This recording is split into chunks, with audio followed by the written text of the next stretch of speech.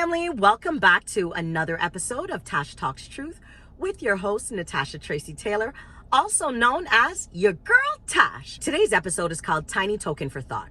And for today's Tiny Token for Thought, do you really want change? Without further ado, let's get right into it. Okay, so truth is, some people say that they want change, but in all honesty, they just want a drive-through career. Vlamly, you know I love y'all, but I gotta keep it real. You want the benefits of success without actually doing the work that's required inside and outside of you. For change to really occur in your life, you gotta be tired. Tired of your own crap, tired of being in a box, tired of being stagnant. Change only comes when you're tired, and I mean fed up type of tired. Okay, you want change. Change is research, determination, tenacity, commitment, relentless faith, relentless prayer. Are you willing to put in all of that, even against all odds? Even when nobody's talking to you, even when it's lonely, even when everybody cuts you off? Are you still willing to stand against the fight? Some of you say that you want success, but you're not willing to do absolutely anything to get there, obtain it, or even work towards it. You see, success is not a destination. It's not an overnight process. It's a journey. And the moment you begin to understand that, everything around you becomes much more clear. And the things about what people have to say about you, what they said, what they didn't say, becomes of less importance. That's when you start to prioritize what's important. Your purpose, your goals, your steps, your strategies, all that comes together. So I had to have my tea on this one. Red Bull makes me fly and the tea calms me down. Some of you are so valuable, so skilled, so gifted, so smart on the job. You're like a really valuable bank account of greatness. And instead of budgeting and knowing who to give what and where to place it, you have an approved overdraft for everyone. Some of you feel stagnant. You're working day in, day out, busting your back and your tail for companies that will never see you. They don't appreciate you and never will. Yet you have capabilities, talents, gifts, and skills like it's nobody's business. There's some of you that have been at the job for so long, know the ins and outs of the company. You can answer any and all questions, even pertaining to roles that don't even have to do with you, that you weren't even trained for. You can even answer questions that some of the qualified executive big bosses can't even answer. Yet you've never been promoted. You've never been offered a promotion. You're still getting the same rate of pay. If anything, within the last 5 to 10 years, you've only gotten maybe no more than a $2 raise. Yet you have skills, talents, gifts, and abilities like it's nobody's business. Okay, so now positions come up in the company. There's an opportunity for you to apply.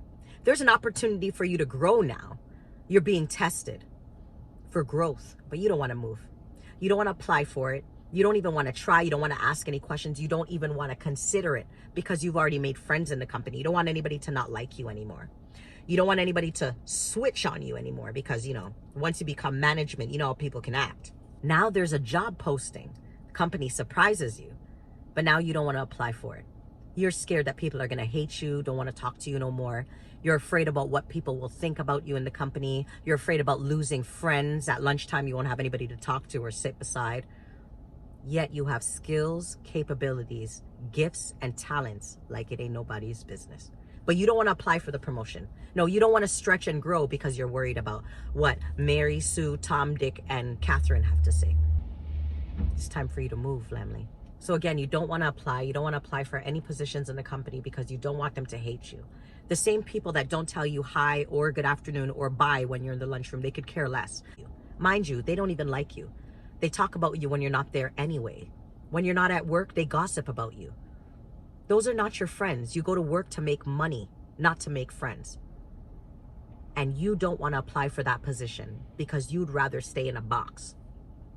You care more about what people think and them liking you than to be pushed and stretched and challenged into a new position that's going to probably push you and launch you into where your purpose is. That can potentially let you know what it is that you're actually good at outside of what you're doing in the company. It can show you talents that you may not have even tapped into had you not gotten that role, had you not applied for that role. But no, you would rather stay in a box, knowing that God could have a position for you that can propel you into the next level of your life, the next purpose of your life. The chapter that you've been waiting to unfold, that you've been waiting to discover, to read, to rewrite. It will never be rewritten because you care more about what people think than to actually be stretched, pushed, pulled, challenged, into the position that God has for you. Just a tiny token for thought. Here's another example. There are employees out there that are employees of the years, not months. They come in early, they leave late, they'll do whatever it takes to make sure that deadlines are met and on time. They're polite to everyone. They can answer every and all questions in the company because they did additional research that they weren't even being paid for. They did self-training in certain areas of the company, certain departments, maybe certain systems that you use, and they never get recognized. In fact, many people see how hard they work, but there's that one employee in the company, the one that refuses to give them the promotion, that won't even acknowledge their effort because of the hater-Amos syndrome. There's bosses out there that will demote and promote, but not accordingly, not fairly, in fact, quite unethically. So I want to say to you, Vlamley, tiny token for thought, think about your talents, your skills, your capabilities, your gifts, your purpose. And if you don't have a purpose, then think about what you are good at, because whatever you're good at will lead you to your purpose. Let's not forget about our entrepreneurs that are working those restaurants, that are real estate agents and working those houses, that are nail salons and they're doing the thing. And maybe they had a week or a month that was slow. And they had that one person say, wow, I haven't seen people in here in quite a while. So now you start seeing bills piling up. Employees are starting to quit. Things are not coming in the way that they used to. Money is just not covering the overhead the way that it used to.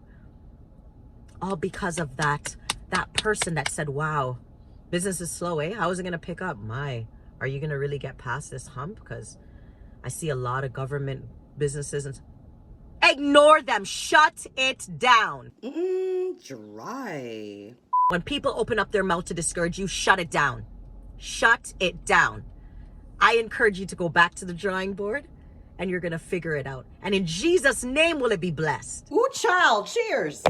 Some of you say that you want success, but you're not willing to get away and around out of the communities and cities and religious beliefs that are keeping you in a box, that are keeping you from seeing things from another perspective, that are keeping you from your growth and your development, that are keeping you ultimately from the blessings that God has for you. You would rather stay small. You would rather shrink yourself in a box. You would rather stay continuing to lock your potential up just because of what other people think, just because of their approval. Meanwhile, some of them don't even approve of themselves. True. Tiny token for thought. So I know that I said a lot in this video, guys. Thank you so much. Please make sure that you hit that like, subscribe, and share button. Turn on your post notifications, as your girl is going to be throwing those videos up and on a regular basis. As the Spirit gives me a message, I'm giving you the message. Don't take too long. Right? So make sure you have your post notifications on. Love you guys. Keep kinging, keep queening, and I'll talk to you soon. Mwah!